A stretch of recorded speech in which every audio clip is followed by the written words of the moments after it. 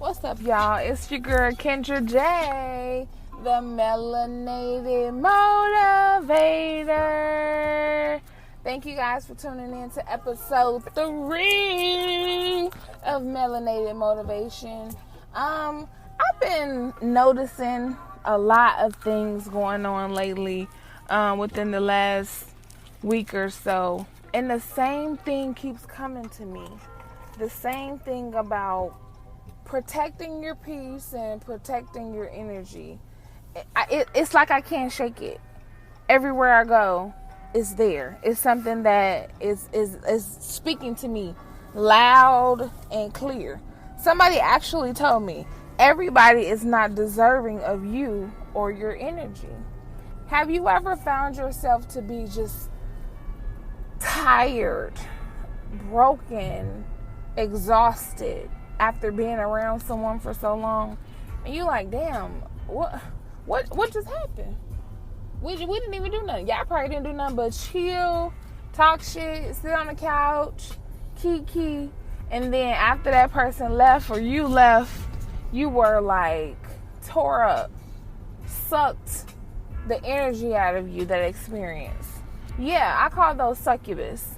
People who suck on your energy and take it all in. We got to be careful of that type of energy that we allow to be around us and to take from us. One thing that I really thought about was the fact that any good relationship should be like a bank account. No, like for real. And it's not like, oh, Kendra, you comparing people to money. But aren't we the same? Isn't people and money the same? You use them for something. You need them for something. What's the difference? They're both also perishable. So they should be valued at a different rate. They mean something. They're valuable. So why not compare the two?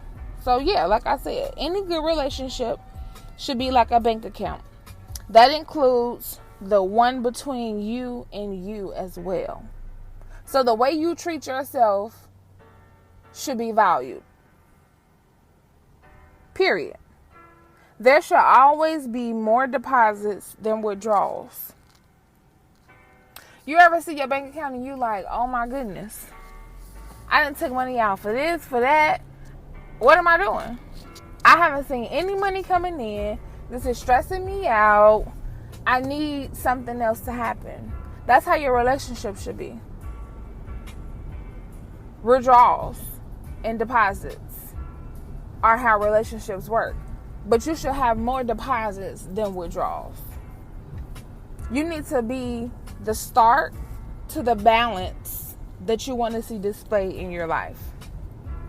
Surround yourself with people that make deposits in your life instead of just withdrawals. Stop letting people take, and give you nothing. Energy vampires, joy vampires, love vampires, money vampires, friendship vampires, lover vampires, sex vampires. People who are just sucking everything, the life out of you and putting nothing into you in return. They give you no substance at all. Get rid of them. You ain't got time for that. If they continue to withdraw and not deposit into their accounts with you, begin to go into the negative with you, then your ass needs to start sending insufficient fund letters. Straight up. Ain't that what the bank do? When you keep on withdrawing and taking stuff out, no deposits, or let's say you do got deposits, but you keep taking, but it's not balancing out. It's not adding up. Your deposits are not adding up to the balances of the withdrawals, so therefore, there's no balance. So what happens? They may send you an insufficient notice or alert, depending on who you banking with, or they may give you a fee. No. Don't forget to charge these motherfuckers overdraft fees. Straight up. Know thy worth. Stop giving CPR to dead situations. Get uncomfortable and have your checks and balances in check. Period. I never understood why older people used to talk about checks and balances, checks and balances. Everything in your life needs to be about checks and balances. I used to be like, look at them. They think they know. They always talking old. They trying to tell us something. They knew what the hell they were talking about. Checks and balances. What they saying, baby boy? Bread and butter, baby. That's realistic. If you start living your life like that, you won't be bothered by people who disappoint you. You won't be bothered by the fact that your expectations were too high for someone to meet, and then you're left with nothing. You won't be bothered by that. That won't get to you. It is not selfish to love yourself and to make your happiness a priority. It's not selfish, but you know what it is? It's necessary. It's damn necessary. If you don't love yourself, how in the hell are you gonna love somebody else? And then what? I got that from RuPaul. He be saying that when I used to watch Drag Race. But it stuck with me. I was like, wow, he's spitting. That really makes sense. And my husband actually helped me to realize that. He like, dang, you put a lot into me. You invest a lot into me. I get a lot from you. But what do you give yourself? You can't love me more than you love you. You can't put more into me than you put into you. I'm not going to allow you to do that. That's the one thing about my husband that's great. He won't allow me to not invest in me. He won't allow me to just be all about him. He wants to see me take care of me too. Sometimes growth requires new company, new locations, and a new mindset. Just sometimes. You don't have to change everything, but change something.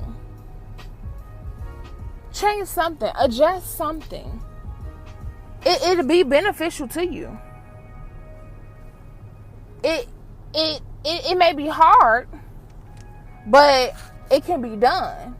I know for myself personally, I got people I love to death, but I keep my distance because they're not solid. And when you're not solid, you're not really something that I need to invest in. I love you, but I don't need to keep dealing with your BS. You don't deposit anything into my life necessary towards my happiness. You don't equal out the withdrawals that you're taking from me. You're not giving me anything of substance. You disrespect yourself when you beg someone for bare minimum things like love, attention, affection, support, reciprocation, etc., etc., etc. I can name a whole slew of things. You disrespect yourself when you do that. When you allow people to keep withdrawing and not depositing substance into your life. Stop doing that and don't do that shit again. Stop doing that and don't do that shit again. Straight up. Stop allowing people to treat you like that. Hold happiness closer than you hold pain and misery. Choose intentionally to be happy. Choose intentionally to release the pain and the misery that you hold. Choose you intentionally. Why do we spend so much time investing in everyone else but us? Why? Because we want that attention. We want that love, that affection, that support, that reciprocation. We want all of that, right? It took me a very long time to understand that sometimes a person doesn't really love or like me. They just know I'm that good of a person and they need me. They want to keep me around. Those are bloodsuckers. That's the vampires I'm talking about.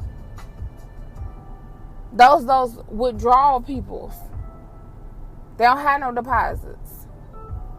They are unhealthy for you. Not something that you should be surrounding yourself with. And I know it's hard, especially because most of the people that fall into these categories are family. That's the sucky part. Your mama, your sister, your cousin, your brother, your uncle, whoever, your grandma, your baby daddy, your baby mama, whoever. Jealousy can come from anybody. Like a bullet, it does not have a name on it. Anybody can be jealous of you. And when they jealous of you, they sitting in your face, they might be talking to you or whatever, and, kikiing and, yeah, girl, you doing this, you doing that. You got, your business going, or you going to school, and I'm so proud of you. When all along, they not. The compliments is short. The looks are dry. I'm at the point in time in my life where if you're not motivating me, praying for me, loving on me, or trying to get money with me, you're a distraction. You're a distraction. And I don't need to be dealing with you. I don't need to be dealing with nobody who does not pour substance into my life. That's the word of the day. Substance. Something that is of value. Something that you can be replenished with.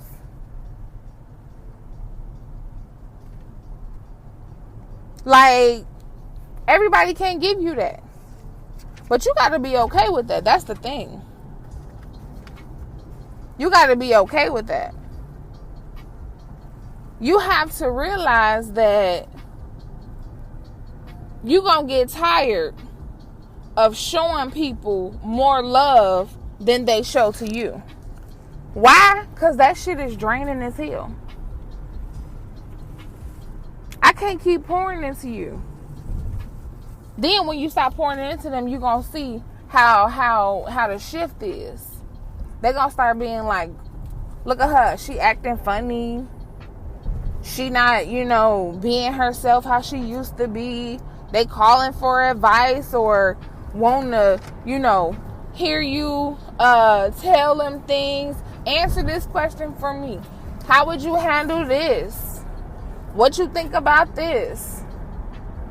Girl, what you got going on? Who you with? All in the business, but not adding to your life. You really getting the information so you can talk shit about me. I already know that. Low key, that's what you've been doing anyway. But don't let that affect you, because a jealous spirit will cause you to mistreat people who could have been a great blessing to you.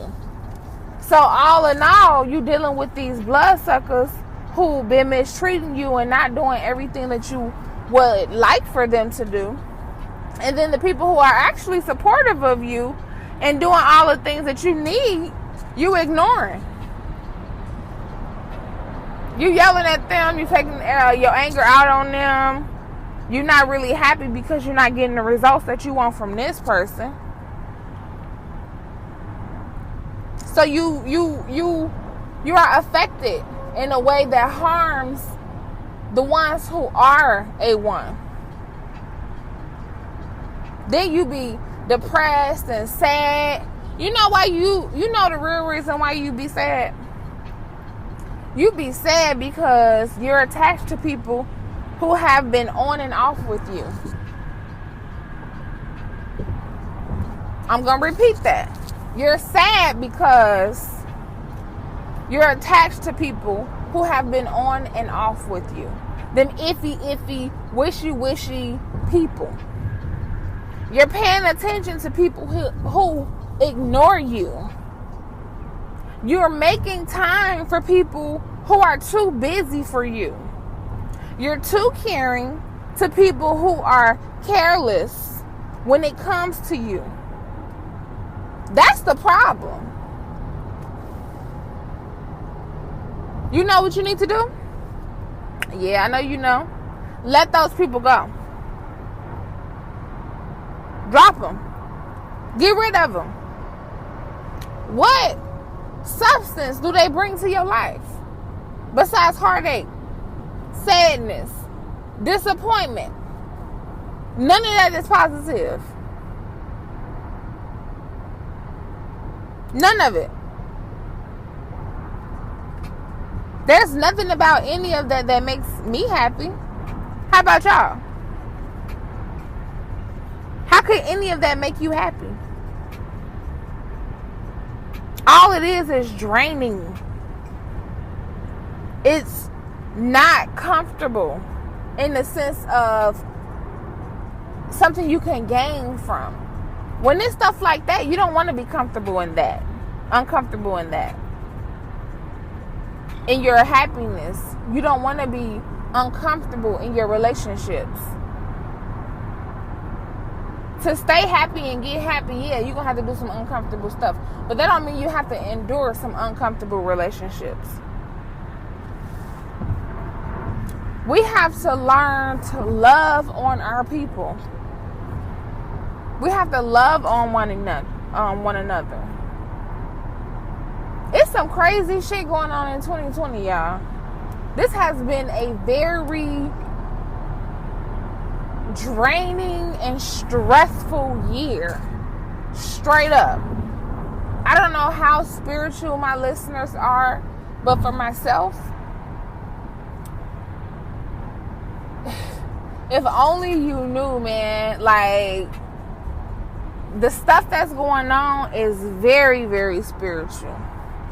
And when you're an empath like myself, you can feel that. That energy is draining. On top of the fact that you're dealing with people who don't give you any substance or replenishment of positive energy. So you just getting sucked from each angle. And it ain't the good sucking. Hell. So we need to love on our people. Love with intentions. Nurture one another and each other's spiritual growth. Be kind. Be honest.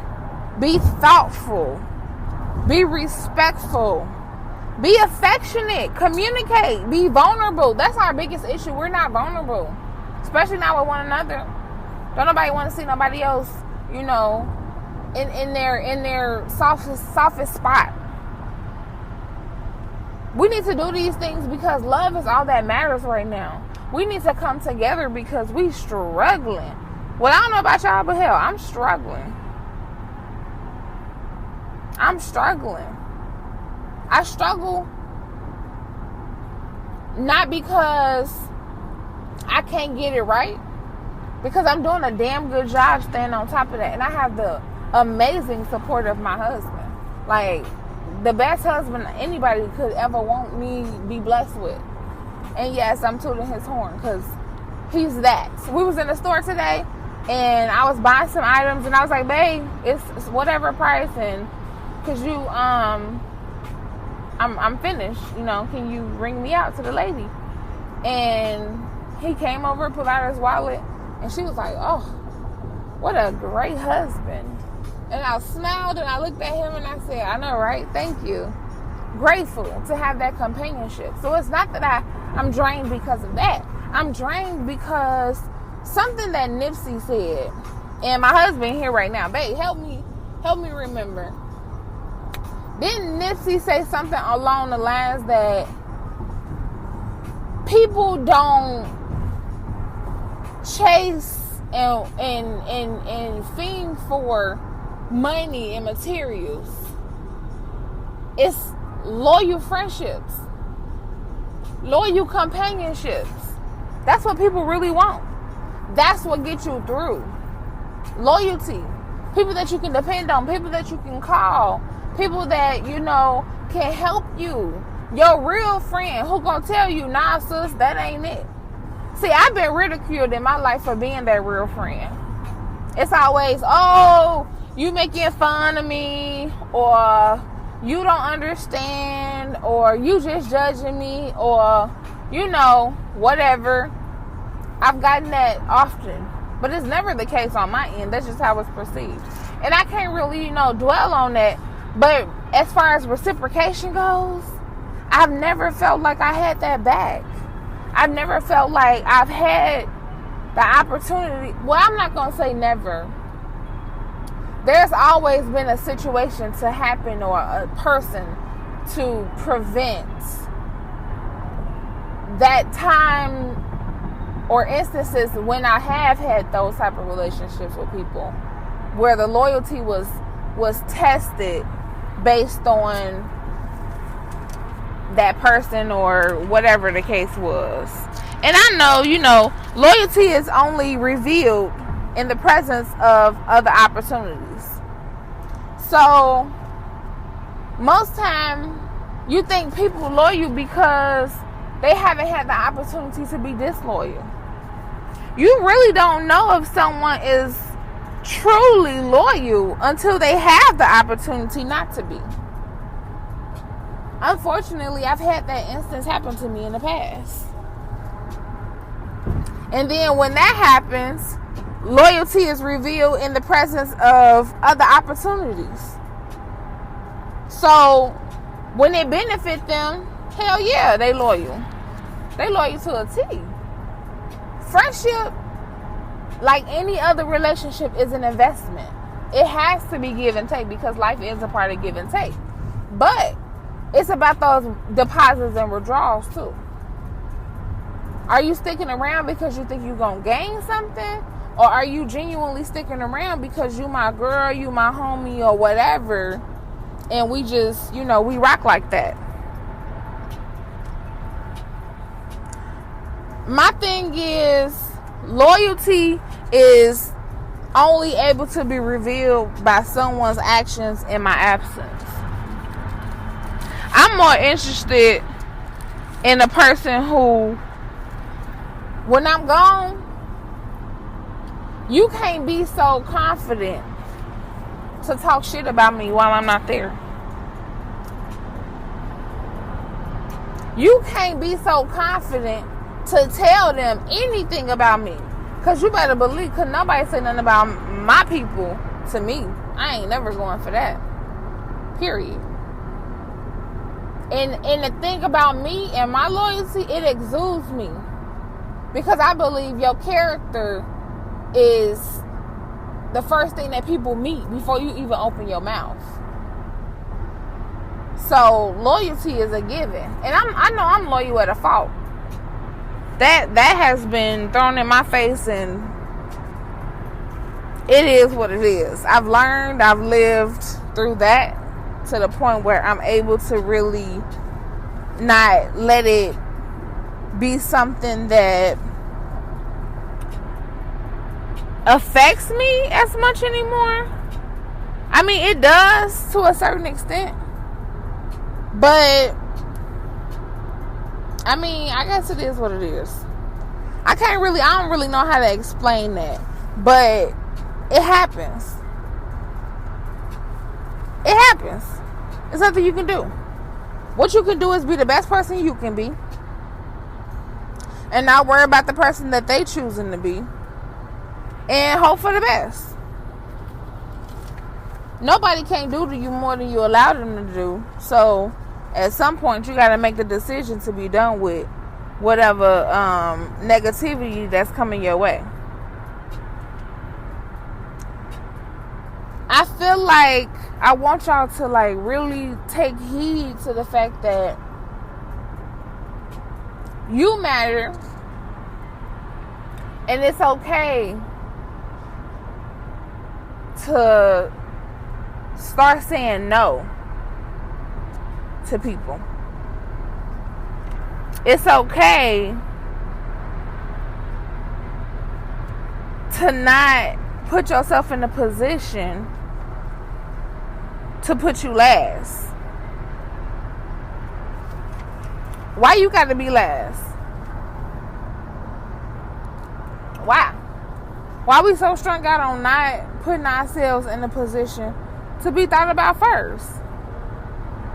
We are important. You are important.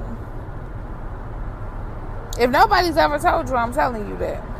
You definitely important, and you definitely deserve to not deal with some of the things you deal with. You dealing with people who won't clap for you, who won't support you, who won't cheer you on, but they watching you. They watching you. They won't do nothing supportive, but they watching you. And hard, too. I mean, they watching you so damn hard, if they blink their eyes gonna pop. And you know what? You shouldn't care either way it go. Greatness attracts haters and spectators. So you better get used to it. Again, greatness attracts haters and spectators. Get used to it. Do you and let them watch. Me and my husband got a little saying that we be saying. You can't sit with us, but you can watch us eat. And the heck go back. Let them watch you. Keep being great. And give them a damn good show to watch too.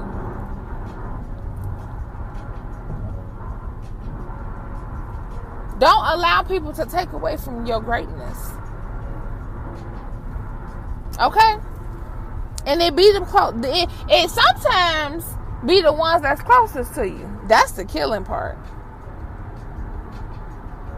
That's the part that really, really, really affects a person. And when it be the ones close to you, they don't understand. I seen this post and it said, I be in my feelings over principles. I'm not ashamed to admit it. I just expect people to be solid and loyal like I am to them. So when people aren't, I get offended and I take it personal.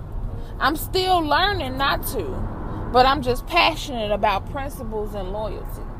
That is me to a T. I hollered when I read that. I felt that in the depths of my soul.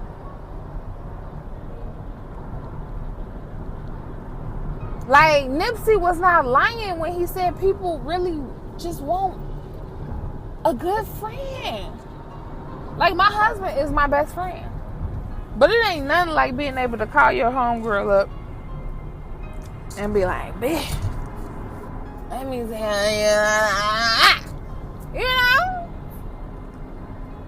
Or vice versa. He calling up his homie like, nigga, let me hit you with the 1-2 real quick. Ain't nothing like that. You know how good something like that feel?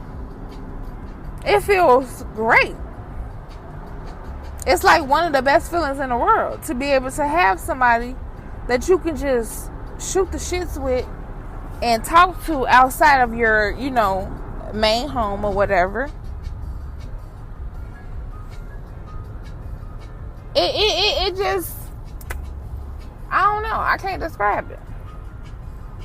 It's an undescribable feeling, but it's necessary. It's a part of keeping you going as a human. Am I describing that right, babe? What you think? He's giving me a thumbs up, you guys. I was thinking, if I'm so loyal and I give and give and give my all to a person, why do I keep not getting what I gave them? What is it?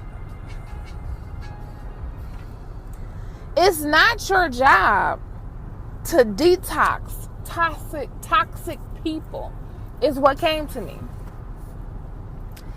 And I was like, huh? What that had mean? But I don't get it. And some say, stop playing with me. Kendra, you get it. It is not your job to detox toxic people. And I was like, wow. The social worker in me was like, wow.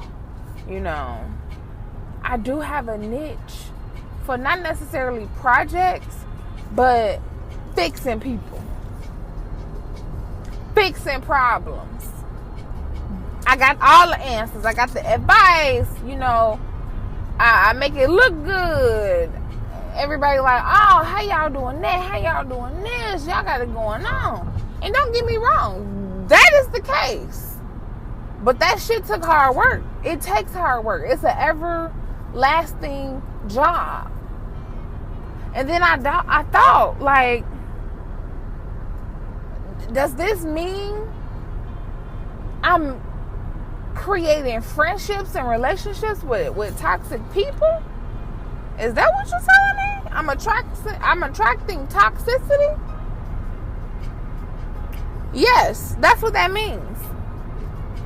It's your job to detox the part of you that resonates with their toxicity.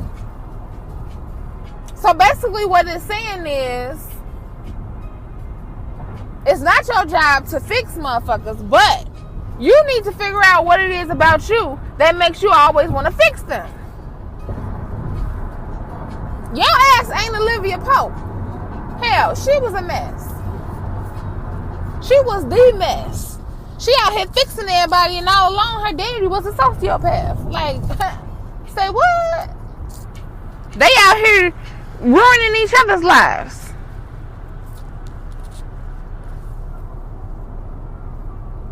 It don't work like that. Something about you is attracting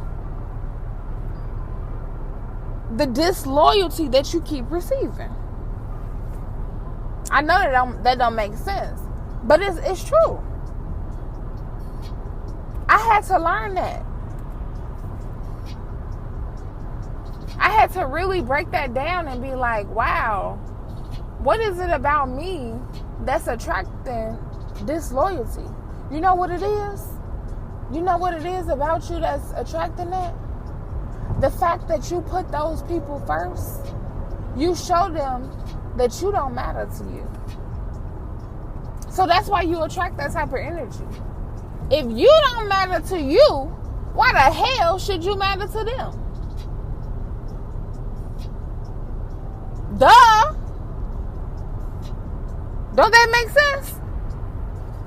It made sense to me when I got it. It truly did. You have to remind yourself that you have to fill yourself up first before you can start pouring into others. Because by all means, I'm not saying that it's not okay to be loyal. It's not okay to take care of others. But how you gonna do it when you ain't doing it yourself? Didn't Lauryn Hill say that? How you gonna win when you ain't right within? That has so much volume and truth to it till it ain't even funny. She was spitting and we ain't even know. Be a better you for you. Be a better you for you. When you focus on you, you grow. You blossom. You evolve. You're happy. You're enjoying life. You're enjoying others because you worked on you. So you have the opportunity to enjoy others. Because you A1. You got your stuff in order. But when you focus on shit, shit grows.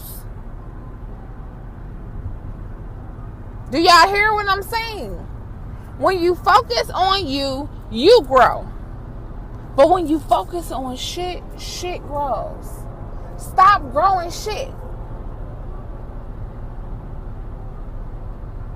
It's time to replant the seeds. The you seeds. Put more time into investing in you. Health, physically, mentally, emotionally, spiritually, educationally, financially. Get that car you wanted. Get that house you wanted. Hell, after you finish working on you, get that man or that woman you wanted.